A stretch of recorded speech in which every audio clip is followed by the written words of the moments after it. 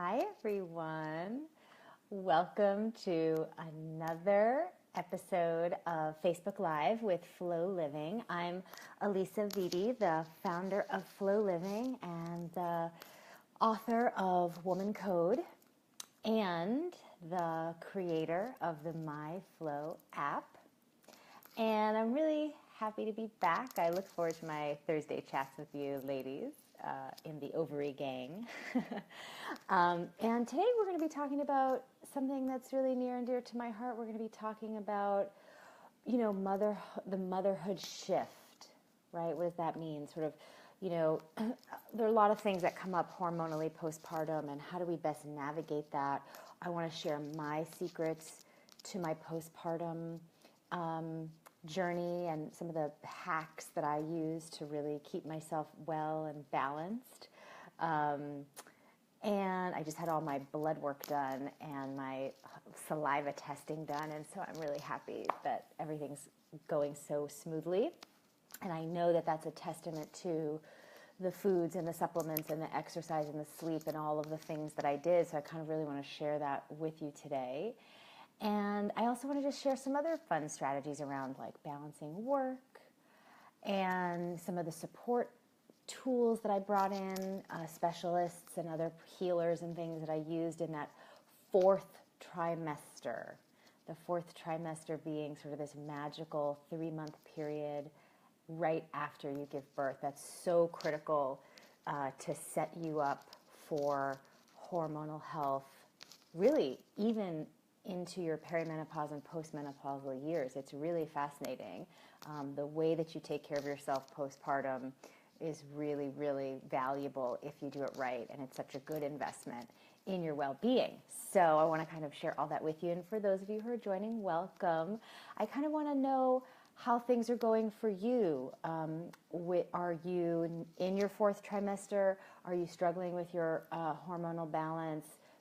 In the first year of motherhood? Kind of give me a sense of, write in some comments below, what's going on for you, so I can really tailor the content to serve you best today. And I'm going to start with, while you guys are writing that, I'm going to make sure that, let's see, I always want to make sure I hit all the things that I write down in my notes, because there's a lot. Okay, good. So I think the thing that I want to sort of share as sort of the biggest theme of the talk today is this concept of sustainability. And for those of you who are moms who have questions about how to stay healthy during, this motherhood period of time in the early months, years, right, where the kids are small and so physically taxing and draining on your sleep cycle. I mean, we're going to go into all the ways in which it's not set up to make it easy for you to stay feeling as vital as you'd like. I think the great thing is if you've done the monthly flow program, if you've learned about the flow protocol by reading Woman Code, if you are someone who has used the My Flow app to track your cycle and to understand what's going on for you, what's great is that the most important concept is something that's already anchored in you, which is this idea of doable, sustainable self-care, not extreme stuff. I'm going to talk about some of the things that we see in the media that are really challenging and not supportive to moms in the postpartum period, that we have to just get rid of today. But, if you're someone who's new to the flow living lifestyle, that is really at the core of cycle syncing, of the My Flow app. It's really about making sure that you are working in alignment with your natural rhythms and your body's actual needs in real time. And baked into that whole concept is the idea of sustainability. And I don't know about you, whether you're a mom or not, the truth is oftentimes we feel like with all the different things we want to be doing, with work, with career, with social, with passions, with creativity, with exercise and self-care, and with family, we feel like overwhelmed and that there's no possible way to do it all. And I don't really think that there is. not in the way that we've been taught. We've been taught to do it all in the linear 24-hour male circadian rhythm model. And if those of you who are curious about what I'm talking about a little bit more, I would love for you to go just to the website for the app, myflowtracker.com, because what you'll see there is this distinction that I'm talking about between the male 24-hour cycle and the female 28-day cycle. You have a lot more time to play with than you realize to get it all done. But if you try to squeeze it all in 24 hours, you're going to burn yourself out really quickly. You're going to get into overwhelm. And you're very likely, especially as a new mom, going to kind of cut yourself and your self-care out of the equation. I know this is how it goes. I have been guilty of it myself. So it's really important to really go back to the tenets of cycle thinking, to really understand how to do that self-care in a self-sustaining way. And so I want to just say right off the bat, I think that the MyFlow app is a really great tool to be using postpartum. Of course, it's easier to use once your cycle has been restored. But even if you haven't started bleeding yet, you're very likely ovulating within a month or two after giving birth, and you can still be tracking your symptoms, and you can still be cycle syncing with the moon, even if you don't actually see a bleed. And that just really gives you that support structure that you need to plan out all the self-care that you do need to do without overwhelming yourself, without feeling like it's a big stress on top of navigating everything new with new motherhood. So, first things first, let's talk about the most important part of the immediate postpartum conversation, which is food. Because of what we see in the media, I think we're all doing this really wrong, and not because you're trying to do it wrong. It's just we're not having a good conversation about this. So if you know about cycle syncing and you know the kinds of foods that I encourage you to eat during the menstrual phase, the bleeding week, right? It's all very nourishing foods that are full of amino acids and fats, right? Proteins and good quality vegetarian fats. In the fourth trimester, your body has we're going to do a little Chinese medicine exploration here. In the fourth trimester, your body has just gone through this very young, expanding, process, right? Where you are creating, 3D printing a tiny human being. You're, going through this whole making a baby. Your body is very hot. I mean, I remember, oh my gosh, at one point during my pregnancy, toward the end of my pregnancy, I was so hot at night all the time that I would have to sleep pretty much in my undies, with the AC blowing on me all night long. Meanwhile, my husband, and this would be in the summertime, my husband would be under a down comforter trying to stay warm under the Arctic blast of the AC, which I felt perfectly fine in, right? That's what young energy is. It's like internal heat. Then when you give birth, this switches very, very dramatically, right? You go into a very yin phase, right? So the uterus is shrinking back down. The body is going from a very hot, expansive time to a very cool, inward time.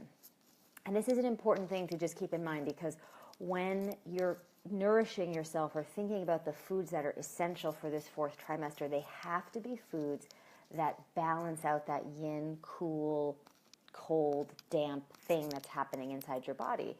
So for me, and for anyone who's going through this right now, I would recommend, bone broths with a little cayenne pepper in it, for example, or fresh sliced ginger, or both.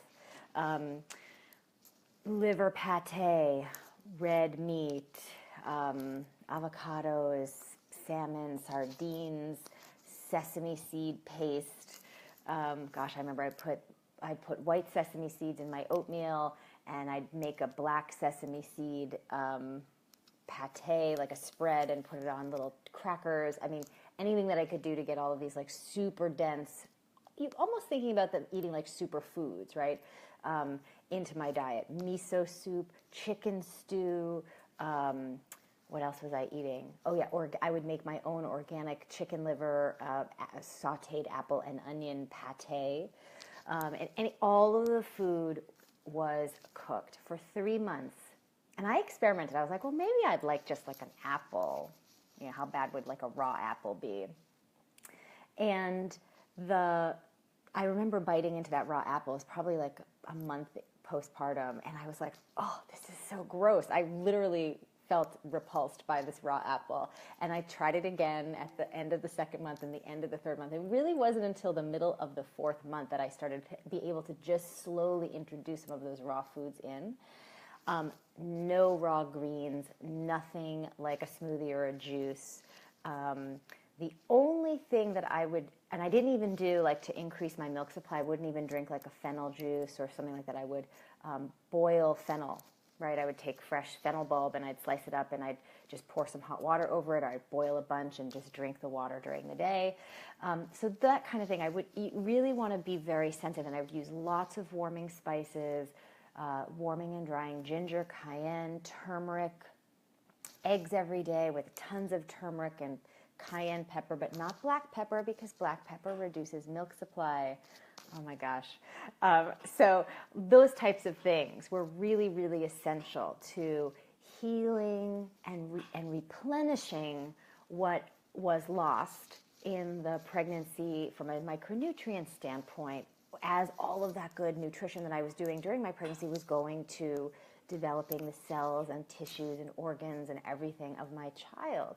And so postpartum, it's really good to do all this kind of warming, replenishing foods. And I just want to say as a side note here, because this is also a common part of the process of becoming a mother, is that sometimes you may be dealing with a miscarriage experience.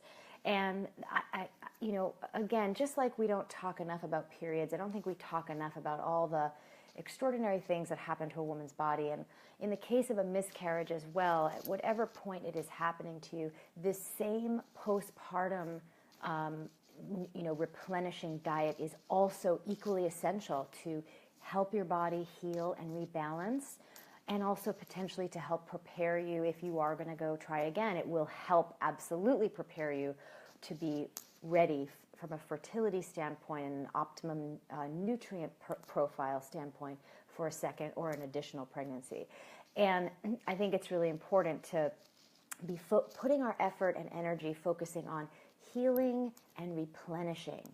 And this is important language to shift into, because what do we normally hear when we look at, like, I don't know, celebrity magazines about the postpartum period? It's like women are eating nothing, basically, and working out all the time.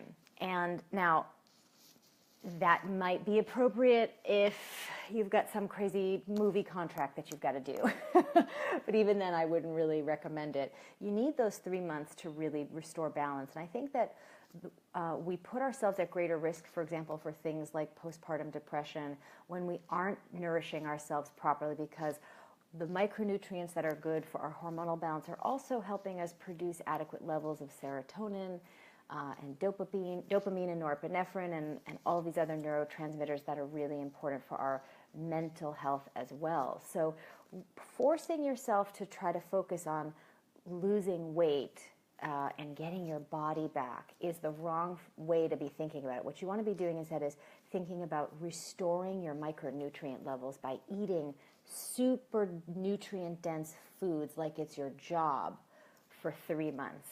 And I, as you remember, gained 60 pounds in my pregnancy, and in those 3 months lost, I would say, almost all of it by eating, like, bison burgers and chicken liver pate and eggs and bone broth and avocado and coconut oil all day long, every day. Not to mention, it really helped make sure that it anchored my milk supply in really well.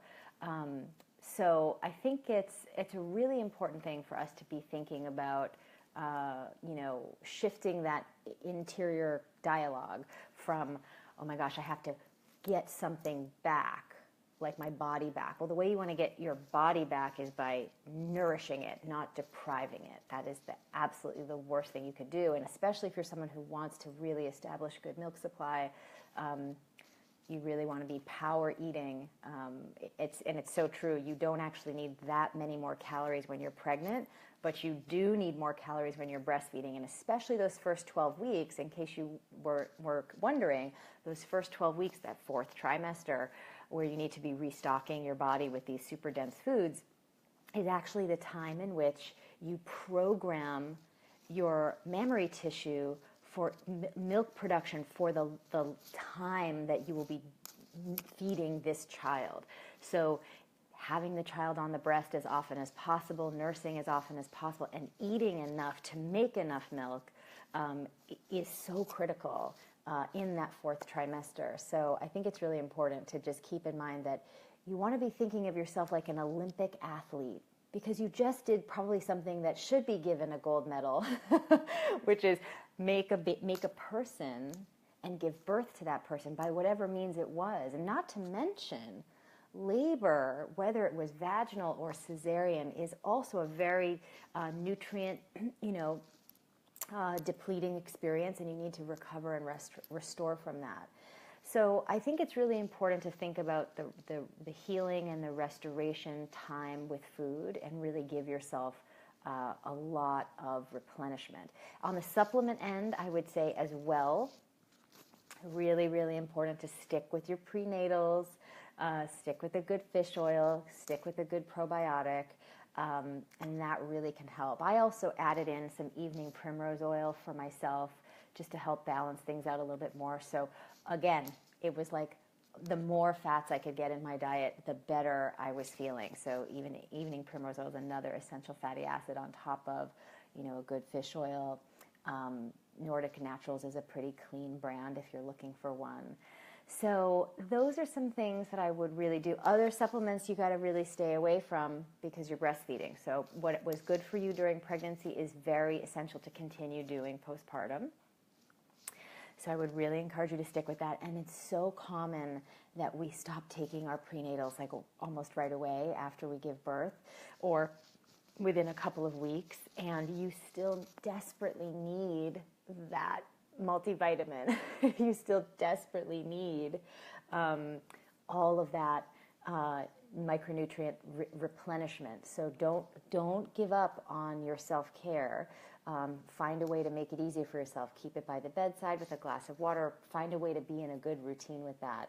And then the other thing I would say is, the more that you can sleep in the first, 6 to 12 weeks with your baby, the better you will recover, for sure. Especially that first month. The sleeping is like, you should be sleeping almost half as much as your baby is sleeping, which is a lot.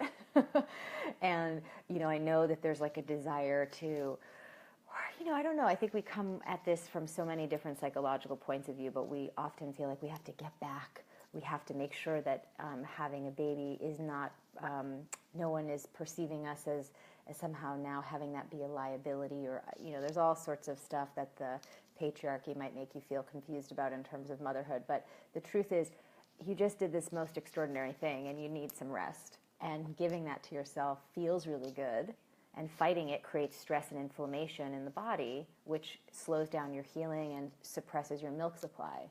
So when you look at, regardless of the, let's say, psychological aspects of it, if you just look at the biological, scientific aspects of it and just base your decision on some of those good facts, it becomes really easy to justify that nap, because your biology dictates that that's good for you. And I always find that I feel better when science backs up my naps.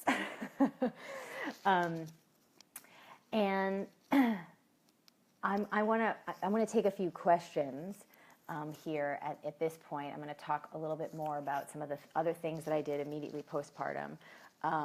Actually, I'm going to talk about one more thing I did postpartum, but then just start writing some questions for me while I'm talking about this one last point, and then we'll do some cues, and then I have another little thing I want to share.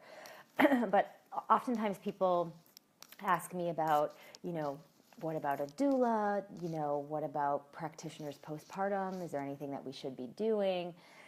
And I think that I love what I learned from my doula. So she happened to be, it was a very funny story. I had picked this one girl to be my postpartum doula. So I had a doula for labor, and then I wanted a postpartum doula, someone to come to my home, and because I don't live near family, someone to come to my home and, just make sure that I was getting some of the soups and stews and things that might need me to be on my feet too long to be in the kitchen to cook in those first few, 2 weeks. And anyway, the girl that I wanted ended up not being able to take on like one more client because she had so many women going into labor around the same time. She was like, I just don't want to leave you hanging if they all go into labor at the same time. But she referred me to her dear friend and colleague who is a German woman who was also a midwife in Germany before she relocated here to the States. And when she and I sat down for the first couple of visits, she would sort of regale me of these stories of what it's like for women in the postpartum period in Germany. And I was like floored, really is the only word. The government in Germany pays for every woman who just had a baby for 1 year of postpartum doula support. What is a postpartum doula? I mean, we think we know what a doula is during labor. They sort of help you. They massage your back. They, help you emotionally get through the labor. Labor doulas are really a wonderful thing. I highly recommend them. And we can do a whole other conversation on labor and pregnancy if we want to. If you want to, let me know. And for those of you who are joining, I'm Alisa Vitti. I'm the founder of FlowLiving.com, author of Woman Code, creator of the the MyFlow app, which you can download at myflowtracker.com. And we're talking about the motherhood shift. What happens when you use your healthy cycle to make a baby? And what do you do to support yourself hormonally after in that very critical 4th trimester? So as far as the postpartum doula, what's a little different is she's someone who can come and really help evaluate your progress and help just be a dedicated ear to listen to any questions that you have about some of the things that were going on. So the very first visit with my postpartum doula was so critical. I had some edema in my calves, and she did this amazing acupressure massage, and it was completely gone, and it was such a relief. She weighed my little nugget, and then we just talked about breastfeeding and any other little questions that I had. And then she came back a few days later. We had another little chit chat. We talked about my birth story, and then what else? She just kept coming back for those first 2 weeks, like every few days. And then in the first month, she came back at the end of the first month. So during that first trimester, I probably had, 4 or 5 visits with her in that 4th trimester.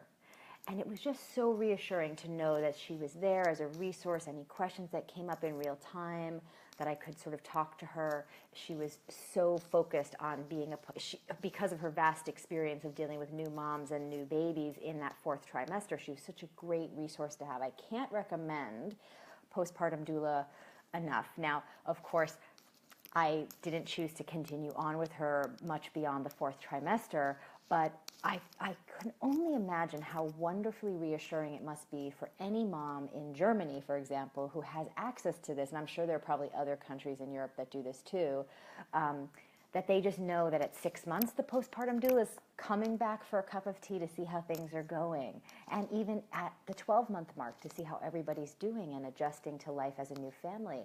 And their rates of postpartum depression are lower because of this extended care that new moms get. And so this is the other thing I want to say is this masculine value that we have of like everything we have to do it on our own, right? It comes from that like go west, young man, go west vibe that this country was not built on. It was built on something else, but that wave when we were moving west in this country, that moral value, we've absorbed it as women in a way that I don't think is helpful, especially when we're going through this pregnancy journey. It's really about how much can you surround yourself with different members of a tribe that even if it's not your family, tribes of your choosing that can really nourish you and support you in the ways that you need and want. So I love that. And then I think another great tool, maybe not right within the 4th trimester, but the months following, would be acupuncture, because that's just a really good way to just make sure everything is really rebalanced And of course, massage is wonderful all the way through. There's never a wrong time really to have body work done, or the right body work at the right time. So making sure that your body is feeling good and moving through things is a really good thing to do. So those are some of the little postpartum hacks that I can share. And Cecily has a good question, actually. Yes. She's asking if there's anything in the cycle syncing food list that would be especially good for the postpartum period. And yes, you're absolutely right to intuitively guess that. The menstrual phase foods are the most optimal foods, and then after that you would start to experiment with incorporating foods from the luteal phase, but you really want to turn the volume up pretty dramatically on those menstrual phase foods. And again, everything cooked, no raw salads, no raw juices, no raw fruits for those first 3 months. And someone earlier on, Amber, was saying that her baby was born in the summertime, and it sounded terrible to eat all hot foods, but she was saying that her milk supply was low, and there were also other complications with her pregnancy. Amber, I get that. I think that, you probably would have felt really, you'll never be able to know one way or the other. It might sound weird, but then when you were actually taking in those foods, you might have felt really good taking them in, and it's just hard to know because we didn't do that experiment right during that time. So that's just something to consider. Here's an interesting question. You're hearing this now, maybe you're not in your 4th trimester. Is it too late to replenish with some of these foods? Should you take 3 months and eat this way? It's a good question. I get asked that question quite a bit, actually. Not necessarily. So what I would suggest is, it depends on where you are. If you're not yet cycling, I would say, if you haven't started your period back up again, and it's been actually, and this is another interesting thing too, a lot of women sometimes, if they don't replenish themselves properly, it can take a longer time for their period to start back up again. So depending on what's happening with you, if you haven't started cycling again, right, then you could take a little bit more time with these foods, let's say for just even a month or just even 2 weeks, to really turn up the volume on these foods, make it your focal point of each meal, and really replenish yourself, get back on your supplements, tone down on any intensive exercise that would be depleting you. Make sure there's no caffeine in your diet. I mean, oh my goodness, caffeine. What a critical, it just strips your body of any water-soluble micronutrients. So you don't want to be doing that while you're recovering postpartum. No green tea, no black tea, no nothing. Maybe just a little raspberry leaf tea and nettle tea. Anyway, you could do that for a couple of weeks. If you have started cycling again, if your period has returned, then all I would have you do is cycle sync, right? So every time you come around to the luteal phase and the menstrual phase, you'll be replenishing yourself in those weeks, and you'll have a break from it for 2 weeks. And so this way is a way for you to do it in a more stage-appropriate way for you where you are right now. And Amber has come back with another great question. Hi, Amber. I like your questions today. You're trying for baby number 2, and you want to plan for doing it better next time. That's great. And I would even say, like I was just saying, try to really make sure that you give yourself, this is one of the things that we do in the Fertile Flow program, is we really try to make sure that we're really supercharging our micronutrient stores before another pregnancy or even your first pregnancy, but especially the second one. Oftentimes, when we don't give our bodies enough time and nutrition to heal properly, to restore ourselves from the first pregnancy, and then we rush into another one without doing that work, the second pregnancy can feel very different. And, there's this theory out there that says, oh, no 2 pregnancies are the same. You never know what's going to happen. And that is a fact. But I wonder how much of that is predicated on the fact that we aren't being taught how to properly care for our bodies postpartum. We've lost that in our culture, right? We've lost that in our women's wisdom transmission. And so we just do, like so many new moms eat a kid's diet, right? You eat your kid, whatever your kid's eating at a year old, like their snacks and you're eating this kind of food. It's not food that's good for you. It's not going to help replenish you, and it's certainly not food that's going to optimize your fertility for a second pregnancy, or even your body's immune system and everything else, inflammation levels and everything that you want to have just right before you get pregnant again. This is what I love about the Fertile Flow program. It's really about getting that to the right place. I mean, like I said, I have been living in the flow for 17 years.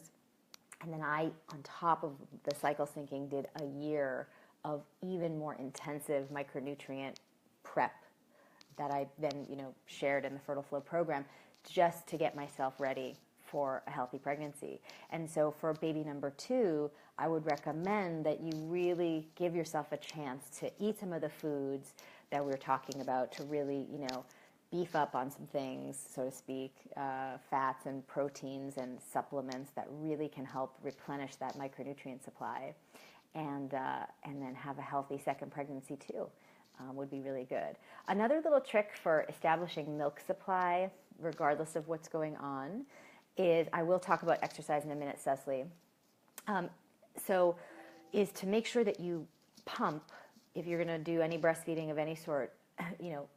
There's basically, and I'm happy to share this with everyone I've talked to about this has said very consistently, put the baby on your breast as soon as possible, within the first few minutes that the baby is out of you, and then every hour the first few days. And then as you go home, let the baby's hunger dictate, how often you're breastfeeding.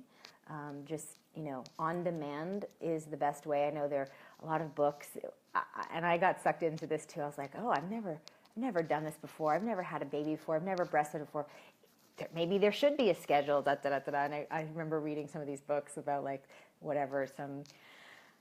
all these different names about like the perfect little baby schedule or whatever ridiculous books some of my mom friends gave me, and all with lots of love and good intention. And I remember reading through them feeling very stressed out, like this can't be right, because there's this theory about how it ideally could be, and it all really was centered around like a work schedule, like a male 24-hour work schedule. And then my experience of my child was, and my body was like, we just want to do this when we want to do this. And if I try to organize it in a different way, it creates a lot of stress and chaos.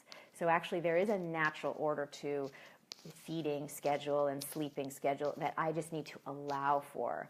And that really helps establish milk flow and milk supply, because your stress levels are down. You're not trying to get it right. You're not trying to be on a schedule. You're not trying to follow some stressful schedule, and everything works out. So don't do the schedule.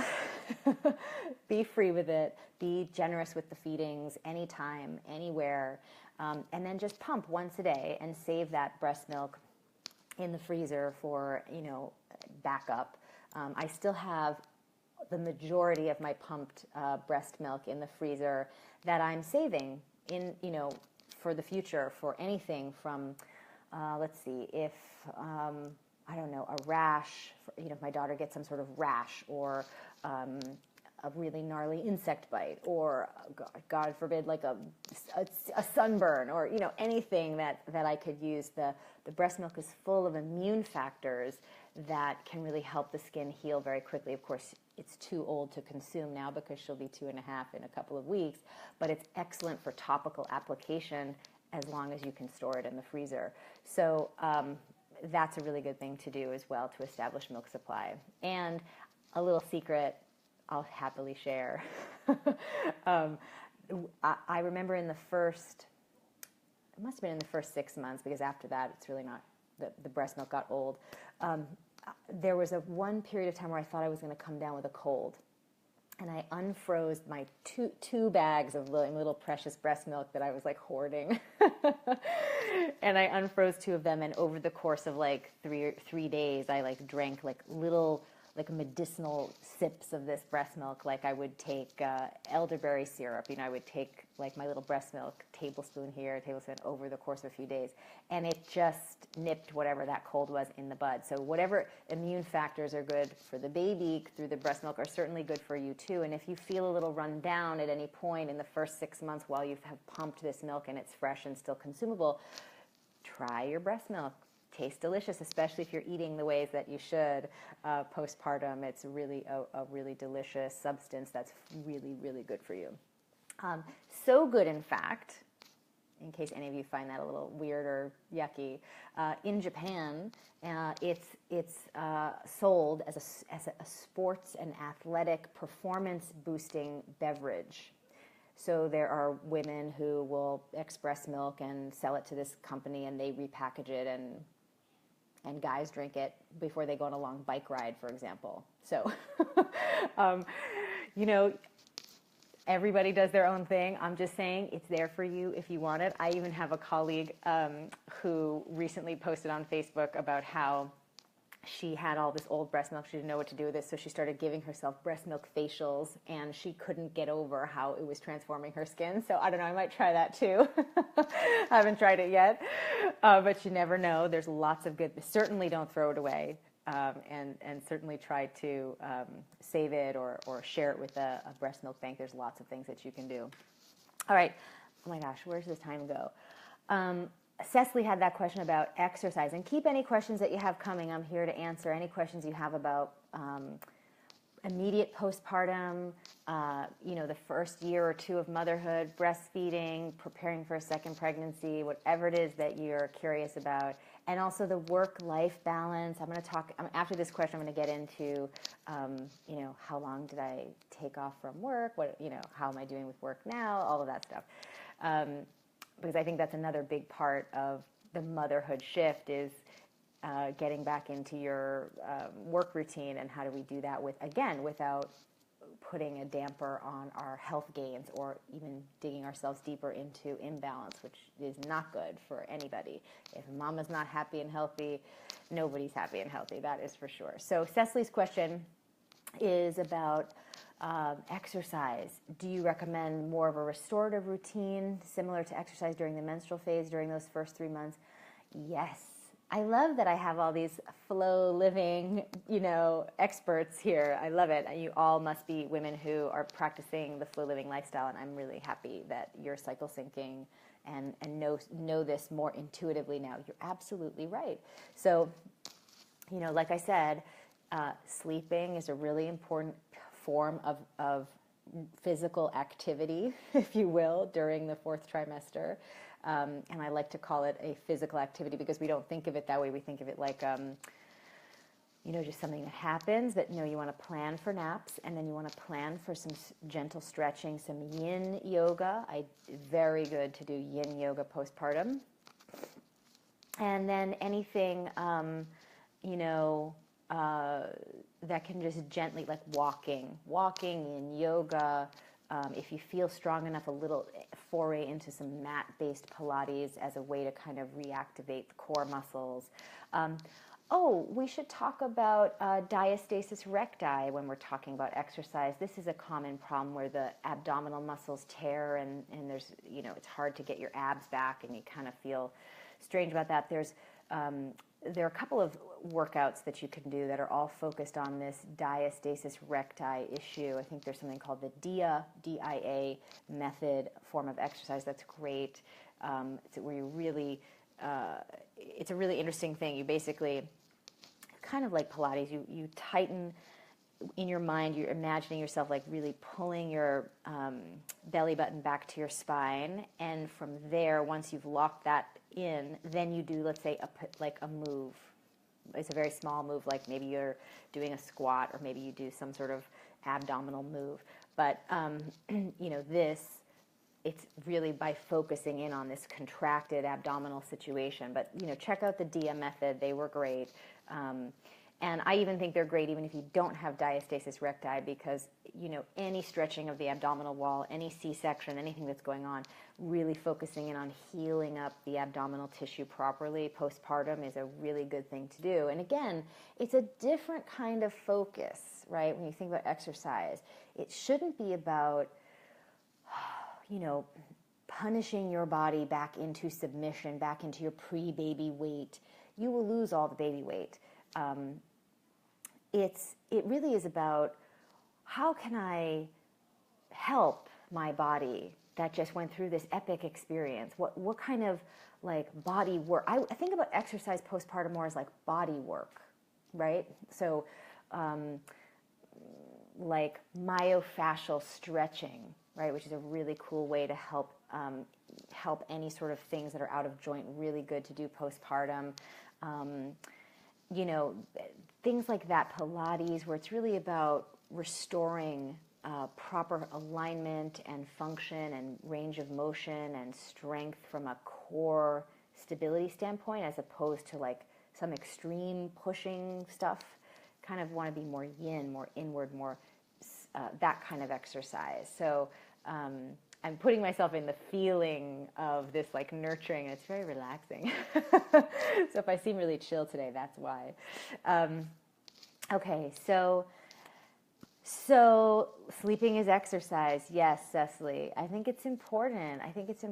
And Maria has a question about conceiving baby number 2, and she's having some trouble doing that. You know, again, without knowing anything about your story, Maria, I would say that you know, however you can be using cycle syncing, download the MyFlow app, really start to use the cyclical eating and exercise and lifestyle plan, because what that does is it perfectly provides for you every possible combination of things that you're going to need to really optimize your fertility, meaning it's going to reduce your stress levels. It's going to make sure that you're not exercising in the wrong way at the wrong time. That jacks up inflammation and cortisol. It's going to make sure you're getting a wide variety of micronutrients across the cycle to balance out estrogen, to build progesterone, to make sure that your micronutrient levels are fully stocked and replenished. It's going to do all the things that you need, but it's going to let you do it in a way that doesn't feel like overwhelming. And so that's what I would say, is to really start that process and relax and trust that your body is designed to do this. Keep in mind that we are meant to be fertile until about 50. Okay? let me just googly eyeball you there for a second. We're designed to be fertile until we're 50. Of course, because nature wants any species to reproduce in a maximum way, and we're designed to be maximally fertile for a maximum amount of time. Remember that the birth control pill was created because women were having their 7th or 8th or 10th baby at 45, 48, 52, back before the pill was brought into the social conversation. And the fact that women now are having struggles with conceiving at younger and younger ages has everything to do with the fact that our diets are not supporting our cycle hormones. And so cycle syncing is really not only a way for you to eliminate annoying premenstrual symptoms that you have, but it's also a way for you to really optimize, preserve, prolong your fertility, and slow down the process of moving in through the perimenopausal transition. Gina has a great story. Thank you for sharing that, Gina, about how you were able to conceive with cycle syncing, and that's how you've been doing it, and I love that. And you have a question about, I'm so glad that cycle syncing helped you become a mom. It helped me become a mom and so many other women in the Flow Living community. And you want to know that, you want to understand what foods to eat. I don't know if you joined the call a little bit later on, but I would love for you to go back to some of the beginning sections of this Facebook Live and listen in on the specific food guidance. But you would basically be using the phases, the menstrual phase foods in dominance, and then some of the excuse me, some of the luteal phase foods as well, but that's it, all cooked, no raw, and you want to eat as much as you feel that you need until you start to reach a place where you're like not starving all the time. Your metabolism will balance itself out. That's another thing. I was thinking about our chat today, and I was like reliving some of the things that were happening to my body while I was getting ready this morning during the 4th trimester. I mean, all sorts of things. I remember I had like little eczema over here, and I had like some keratitis on the back of my arm, and what else did I have?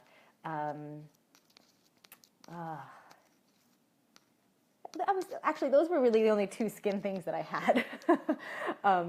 But of course I had gained all that weight during the pregnancy. And I just remember, because of my relationship with my body from 17 years of cycle thinking, I just knew that my body just needed some time and food to recover. So another thing that I think happens is we're so like on high alert, like, oh no, my postpartum skin is like crazy, or I have bumps on my arms or my hair or my weight, and we rush out to do this like spot treating kind of stuff, a lot of which is not safe or great topical stuff for breastfeeding or for you in general, when all you really need are like more essential fatty acids, more probiotics, more bone broth, just to help your body recalibrate itself, and some time. So keep in mind, please be patient and gentle and compassionate with yourself.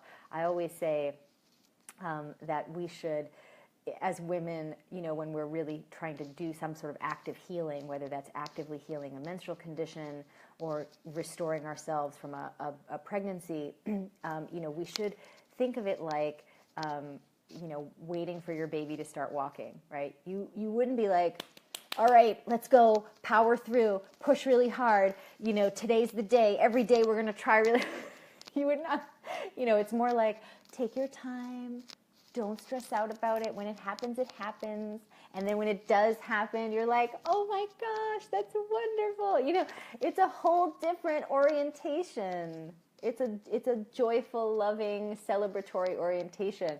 And I'm just inviting you to a different reality where you have that orientation to yourself, where you give that loving mummy energy to yourself. And, I know that feels a little foreign. And, for so many of us, we have relationships with our own mothers that probably tended to be on the hypercritical or judgmental side of things, and we aren't given modeling for how we should do that, like loving, nurturing, relating. Which leads me to one of my favorite books. So for those of you who listened earlier to the call, I was talking about some of the books that some of my mom friends gave me with a lot of love and generosity. And there's only one book that I now recommend that I absolutely think is an essential read. I feel about this book the way that I feel about the one book about relationships that I think is a must read. Would you like to know what that one book about relationships is, just as an FYI? The one book I love for relationships that I think is the best book for relationships is Getting the Love You Want by Dr. Harville Hendricks. So please, everyone needs to read this book. Everyone needs these 7 communication and interaction tools. You don't likely know what they are. They weren't likely modeled for you with your parents' relationship, and you will be so greatly benefited by learning them and sharing them with the person that you are in a relationship with. So that's the first one.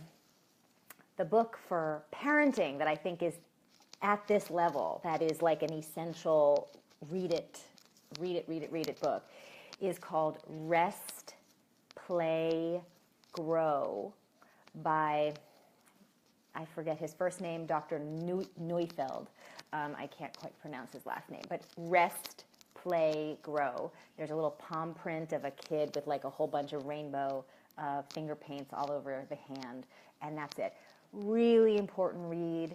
Really shows you exactly what it is that you do need to know about children from the age of 0 to about 9. A huge clarification, and brings to you a lot of clarity and relaxation about your role as a parent. I'm absolutely love this book. Cannot recommend it enough. I hope you read it. I'd love to know what you think about it. Happy to have a chit chat about that at any time.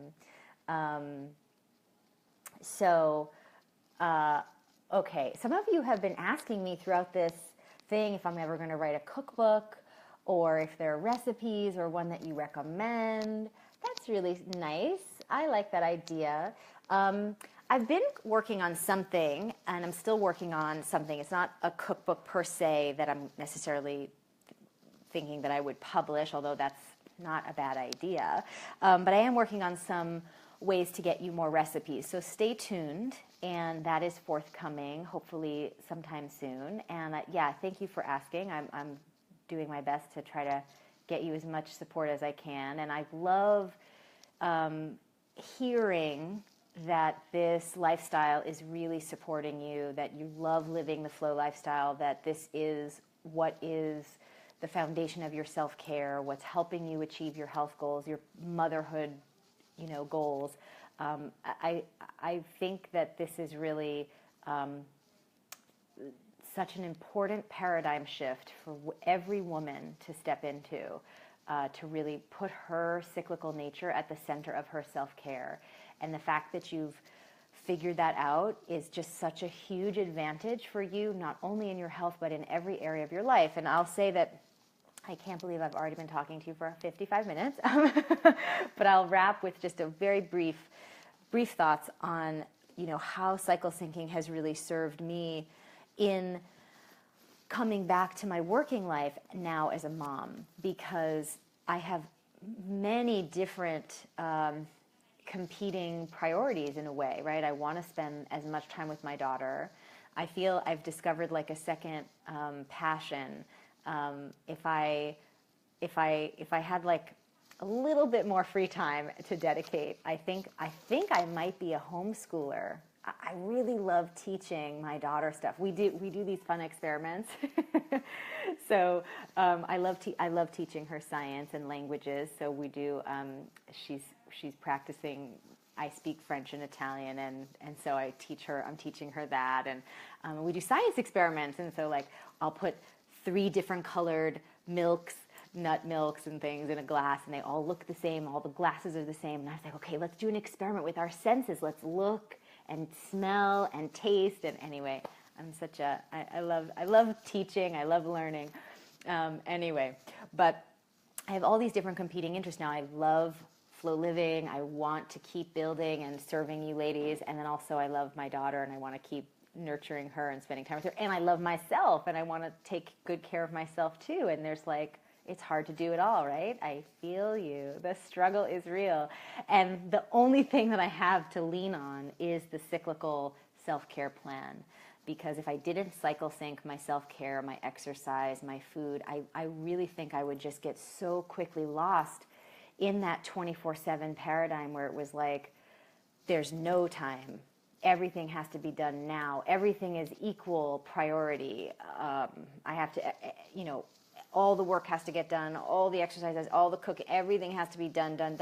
And I just I don't feel that way now. I feel like, I have a whole month to do things with work, with my daughter, with my self-care, and it feels a lot more expansive. So even before my period came back, because my period didn't come back until, I want to say like 9 or 10 months, I was cycle syncing in an abstract way. I could see where I was ovulating, so I would kind of do that, and then with the lunar phases. But I was still doing my 4-week cyclical plan with work and self-care, and it's been just such a place of refuge for me. And anytime I feel like I'm getting sucked into like hyper stress, or oh my gosh, there's too many competing interests, and I am feeling overwhelmed with all the things I care about with such intensity, my business, my baby, my body, myself, my marriage, my friends, my family, I just say, okay, what time of the month, where can I put it? Where can it fit? Where can it live? Where can it have space? as opposed to, oh, how am I going to get it all done? And I feel, when you feel like, oh my God, it's just like your cortisol levels are rising, your inflammation levels are rising, you're suppressing a next cycle's ovulation. It's not good for, conceiving a second baby. So the cycle syncing is really, it's not just like a nice to have in our 24/7 culture. I really think it's a need to have to live a sustainable life for ourselves as women, as mothers, as entrepreneurs, as busy career women. And so I can't recommend it enough for you to really, really lean into the structure that your body is providing you. This is your body's system. That's why I called the book Woman Code, because when I first looked at this and with the perspective that I was bringing, I thought, oh my gosh, we're coded with an actual game plan, and the cycle syncing really is just about you following that prescription that your body wants you to follow by shifting its hormonal patterns each week. So that's what I would say about work, is when you do get back to it, come back to it really with heightened feminine energy at the core, right? Oftentimes before we, deeply commit to cycle syncing, or even before we become moms, we're living in a more masculine paradigm of that 24-hour male circadian hormonal pattern, just because that's kind of how we've been taught. But pregnancy and motherhood is a gift. It's an opportunity for you to reinvent yourself. Frankly, you have been cellularly transformed. You might as well go all the way and challenge yourself to really, even if it's not something that you want to do, it's happening to you. I mean, so many women I've talked to over the years have talked to me about this period of time. It doesn't happen usually within the first year of motherhood, but that second year, somewhere between 8 months and 18 months, where you feel like, gosh, the things I used to like, I don't like anymore. The things I used to want, I don't want anymore. You are changing, and sometimes we struggle we call it like an identity crisis. It's not an identity crisis. You just aren't being taught that at different inflection points of your lifespan, you are going to need to reinvent yourself. Nothing is wrong. This is a natural part of your life experience. And you, just like you reinvented yourself at puberty to be the young woman that you blossomed into, you need to reinvent yourself now as a mother. And one of the ways that you can do that is by choosing to step into your female paradigm, the cyclical female nature, right? Have that be the thing that is at the foundation of how you run your life, because it will just protect your hormones, protect your well-being, and really allow you to thrive creatively and career-wise in any direction that you choose. So download the app, myflowtracker.com. Read the book if you haven't. If you have deeper hormonal issues that need addressing, there's monthly flow. If you're really, really working on preparing for a second pregnancy or first pregnancy, there's fertile flow. I really built flowliving.com to be the sanctuary for your period, for your hormonal needs. It's just the place for you to get the support that you need, because I just didn't have it for myself, and I thought that was not reasonable. I thought that we all should have that. So it's been a privilege to build it and to continue to build it. So please use the resources that are there. That's why I've been doing it. So I guess it's time to wrap up for the day. It's been another lovely chat with all of you ladies. Please continue to comment under the video with other questions. I will scan through and answer any more questions that you might have. And then also other things that you want to have me chat about at the next week's call or upcoming Facebook Live chats that I'll be doing. I'm going to do them every week, every Thursday at 2 p.m. So be sure to tune in for that and let me know what it is that you would like me to talk about, and I'll be happy to do that. Until then, mamas, you're doing great.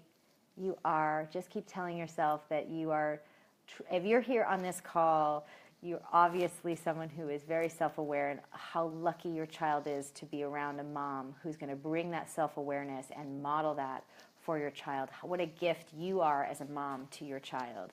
And just tell yourself good things. Anytime your brain starts telling yourself bad things, really try to figure out where you pick that up and try to get rid of it, because it's not you. Your nature is to be generous and loving and beautiful, because you're already being that way to your kids. So turn that dialogue in on yourself, and you'll start to feel a lot better. And I'll talk to you all very soon. I'm looking forward to it. And I'm sending you and your ovaries a lot of love. Until next time, take really good care.